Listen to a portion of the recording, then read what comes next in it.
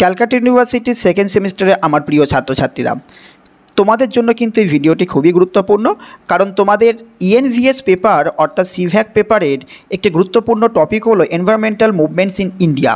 এই টপিকের উপরে কিন্তু অনেকগুলো কোশ্চেন পরীক্ষাতে আসে।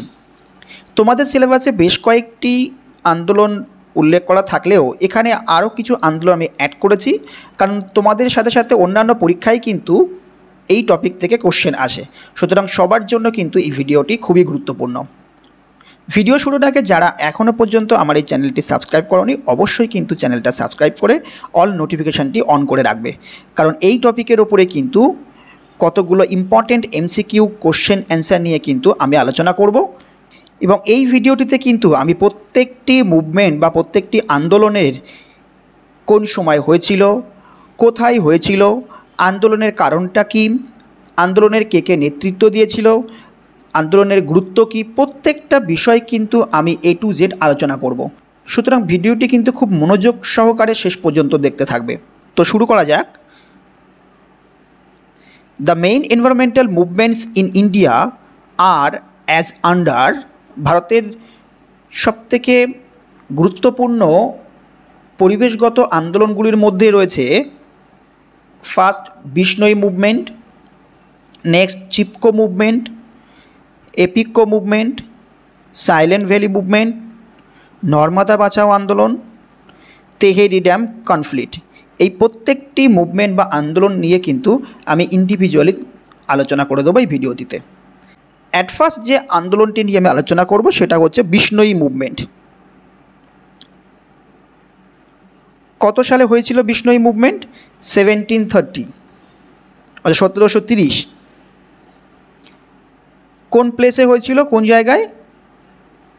Khejarli, Marwar region, Rajasthan state. Leader কে কে ছিল? Amrita Devi Bishnoi along with Bishnoi villagers in Khejarli and surrounding villagers. আন্দোলনের এম বা লক্ষ্য কী ছিল? সেভ স্কট্রি ফ্রম বিগিং cut down by the king's soldiers for a new palace. অর্থাৎ নতুন প্রাসাদ নির্মাণের জন্যে রাজার সৈন্যদের দ্বারা গাছ কাটা থেকে রক্ষা করা এই আন্দোলনের মূল লক্ষ্য ছিল। তাহলে এখান থেকে তোমরা বুঝতে পারলে কোন সালে কিন্তু বিষ্ণই আন্দোলন হয়েছিল, কোথায় হয়েছিল, লিডার কে ছিল এবং এই আন্দোলনের লক্ষ্যটা কী ছিল। এই প্রসঙ্গে তোমরা জেনে রাখো, যোধপুরের তৎকালীন রাজা অভয় সিং তার নতুন প্রাসাদ তৈরি করার জন্য কিছু কাঠের প্রয়োজন ছিল এবং সেই কাঠের প্রয়োজন মেটাতে 1730 সালের 12ই সেপ্টেম্বর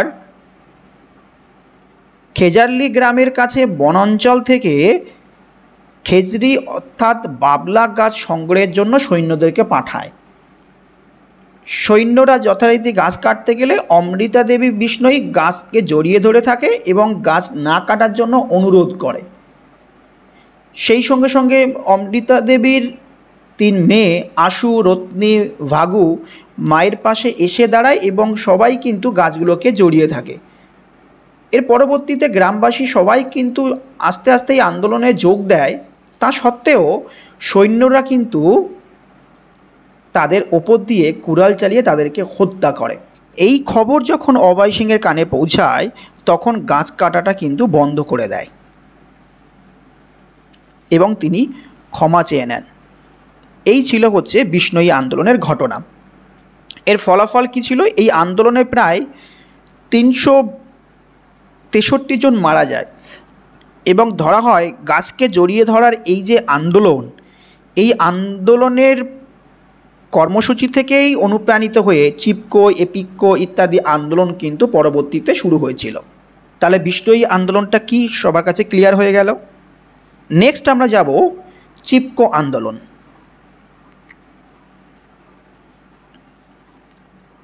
কত সালে হয়েছিল? 1973। কোথায় হয়েছিল? In Chamoli district and later the Tehri Garhwal district of Uttarakhand. Leader কে কে ছিলেন? সুন্দরলাল বহুগুণা, গৌরী দেবী, সুদেশা দেবী বাচ্চি দেবী, চণ্ডীপ্রসাদ ভাট, গোবিন্দ সিং রাওয়াত, ধুম সিং নেগি, শামশের সিং বিস্ট অ্যান্ড ঘনশ্যাম রাতুরি। এই এপিক্কো মুভমেন্ট বা এপিক্কো আন্দোলনের মিনিংটা কী ছিল? Appiko came from the word embraces in Hindi. It is locally known as Angwal, অর্থাৎ লোকালি যে নামটা সেটার বাংলার মানেটা হচ্ছে আলিঙ্গন করা। অর্থাৎ এই আন্দোলনের যে লক্ষ্য বা উদ্দেশ্য কী ছিল না, বনের যে ঠিকাদারদের কুরুল থেকে হিমালয়ের ঢালের যে গাছগুলোকে রক্ষা করা। এই প্রসঙ্গত জেনে নাও যে এই আন্দোলনের কারণগুলো কী ছিল। হিমালয়ের পাহাড়ি এলাকায় কিন্তু অনেক দিন ধরে অবাধে গাছ কাটা হচ্ছিল সমসাময়িক সময়।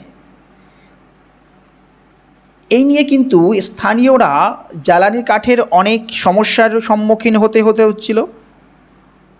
এছাড়াও এই এলাকাতে অনেক ভূমিধস এবং বন্যার সমস্যা কিন্তু বাড়ছিল। সেই সঙ্গে সঙ্গে তাদের চাষের জমিও নষ্ট হচ্ছিল। এমতো অবস্থায় এলাহাবাদের সিমন নামক একটি খেলার সামগ্রিক প্রস্তুতকারক সংস্থার ঠিকাদার সরকারি কাগজপত্র নিয়ে ওই অরণ্য কাটতে এলে তখনই আন্দোলনের সূত্রপাত ঘটে। 1973-তে মার্চ মাসে গৌরী দেবীর নেতৃত্বে গাছগুলোকে জড়িয়ে ধরে অধুনা উত্তরাখণ্ডের চামেলি জেলার গোপেশ্বর গ্রামে কিন্তু আন্দোলনটি শুরু হয়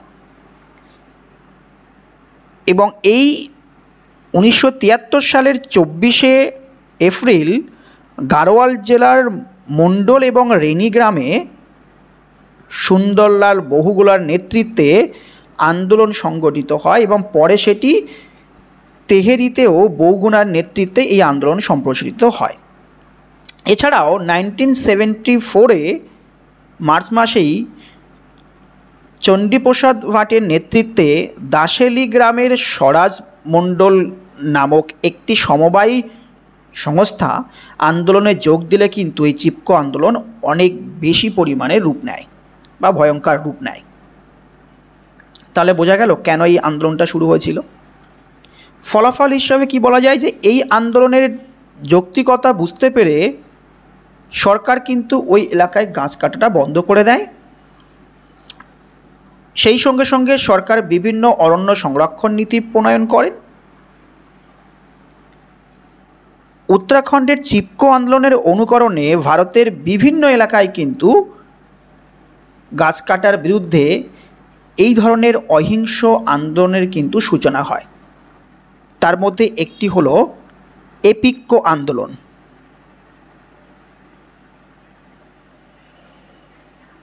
ক্লিয়ার? কোন সালে হয়েছিল? 1983। স্থানটা কোথায়? ওয়েস্টার্ন ঘাট in the Uttara Kannada region, Karnataka. Leader কে ছিলেন? পান্ডুরাম হেগড়ে। মিনিং কী ছিল? In the Kannada language the word Appiko means embraces, অর্থাৎ এই কন্নড় ভাষায় এপিক্কো আন্দোলনের অর্থ হলো আলিঙ্গন করা।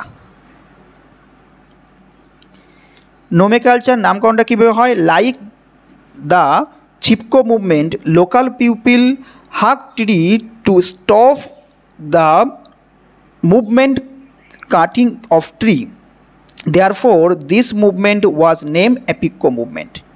তাহলে ক্লিয়ার হলো, লোকাল পিপলগুলো চিপকো আন্দোলনের মতো কিন্তু জড়িয়েছিল, সেই আন্দোলন থেকে কিন্তু এই এপিক্কো আন্দোলনের নামকরণ হয়।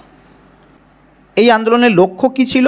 টু হাল deforestation in the western Ghats in the Uttara Kannada region of Karnataka, অর্থাৎ কর্ণাটকের উত্তর কন্নড় জেলার গাছ কাটাকে রোধ করাই এই আন্দোলনের মূল লক্ষ্য ছিল। নেক্সট, সাইলেন্ট ভ্যালি মুভমেন্ট কোন সালে হয়েছিল? 1973। স্থানটা দেখো, silent valley and evergreen tropical forest in the Palakkad district of Kerala, India. কারা নেতৃত্ব দিয়েছিলেন এখানে?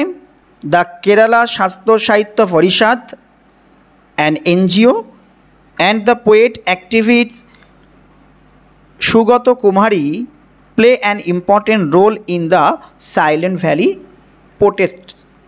লক্ষ্য কী ছিল? Indore to protect the Silent Valley, the most evergreen forest from being destroyed by hydroelectronic project. অর্থাৎ জলবিদ্যুৎ প্রকল্প থেকে সাইলেন্ট ভ্যালির আর্দ্র চিরসবুজ বনকে রক্ষা করাই এই আন্দোলনের মূল লক্ষ্য ছিল।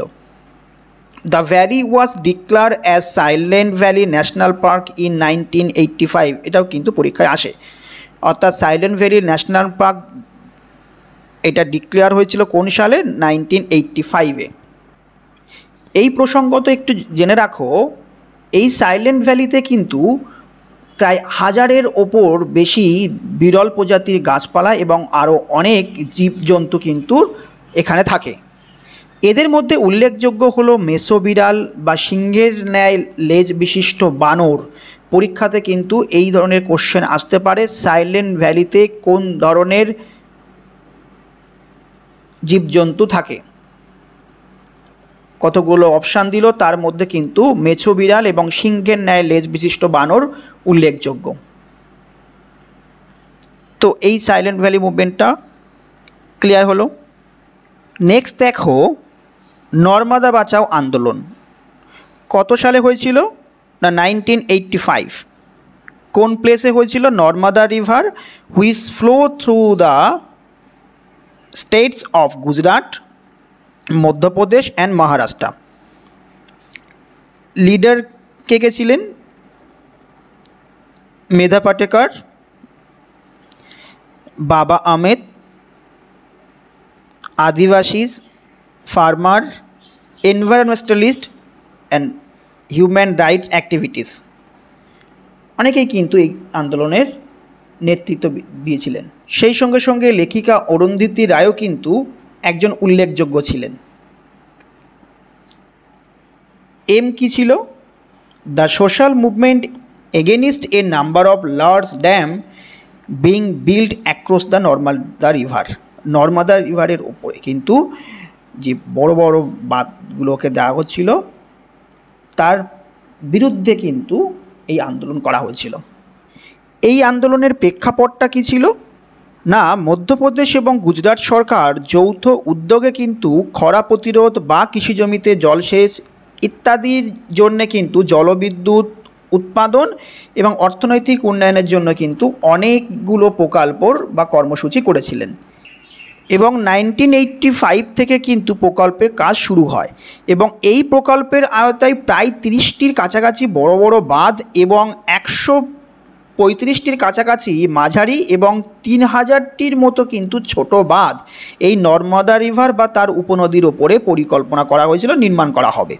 কিন্তু এই এতগুলো বাঁধ নির্মাণ করা হলে বহু গ্রাম জলমগ্ন হয়ে পড়বে, বনভূমি ধ্বংস হয়ে যাবে এবং সেই সঙ্গে সঙ্গেও কিন্তু অনেক কৃষি জমিও নষ্ট হয়ে যাবে। তার ফলস্বরূপই এই আন্দোলন শুরু হয়। তাহলে বুঝতে পারলে এই আন্দোলনটি কেন হয়েছিল? এই আন্দোলনের ফলে সুপ্রিম কোর্টের নির্দেশে বাঁধের উচ্চতা কিন্তু 138 মিটার বেঁধে দেওয়া হয়েছিল এবং নর্মদা বাঁচাও আন্দোলনের জন্য মেধা পাটেকর ও বাবা আহমেদকে 1991-এ লাইভলিহুড অ্যাওয়ার্ডে সম্মানিত করা হয়। নেক্সট, তেহেরি ড্যাম কনফ্লিক্ট কত সালে হয়েছিল? 1977। কোন প্লেসে? Tehri Garhwal district, Uttarakhand, India. Leader কে ছিলেন? Primarily lead by environmental activist Sundarlal Bahuguna. লক্ষ্য কী ছিল? অর্থাৎ তেহেরি ড্যামের প্রাথমিক যে লক্ষ্য ছিল to prevent the construction of dam on Bhagirathi river. তো ভাগীরথী রিভারের ওপরে যে ড্যামটা হচ্ছিল সেই ড্যাম থেকে রিভারকে রক্ষা করা। Specifically due to concern about environmental impact, অর্থাৎ খুব স্পেসিফিকভাবে বলা হয়েছে যে এনভায়রনমেন্টাল ইম্প্যাক্ট হতে পারে, ডিসপ্লেসমেন্ট অফ লোকাল কমিউনিটিস অর্থাৎ মানুষের বাসস্থানচ্যুত হতে পারে, অ্যান্ড পোটেনশিয়াল সিসমিক রিস্ক, অর্থাৎ এখানে ভূমিকম্পের জন্য কিন্তু একটা ঝুঁকি ছিল। আশা করি সবাই বুঝতে পেরেছো ভারতে উল্লেখযোগ্য কতগুলো পরিবেশগত আন্দোলন সম্পর্কে আলোচনাটি।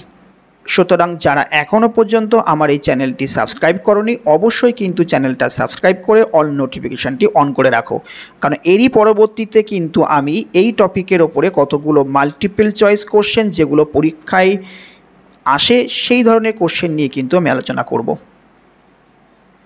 ভিডিওটি ভালো লাগলে অবশ্যই লাইক করো এবং কমেন্ট সেকশানে তোমাদের কোয়ারিজ থাকলে জানাবে, আমি প্রত্যেকটা কমেন্টসেরই কিন্তু অ্যান্সার দেওয়ার চেষ্টা করব। ভিডিওটা বেশি করে শেয়ার করো এবং অবশ্যই কিন্তু চ্যানেলটা সাবস্ক্রাইব করে অল নোটিফিকেশানটা অন করে রেখো। তো দেখা হচ্ছে নেক্সট ভিডিওতে, সবাই ভালো থেকো।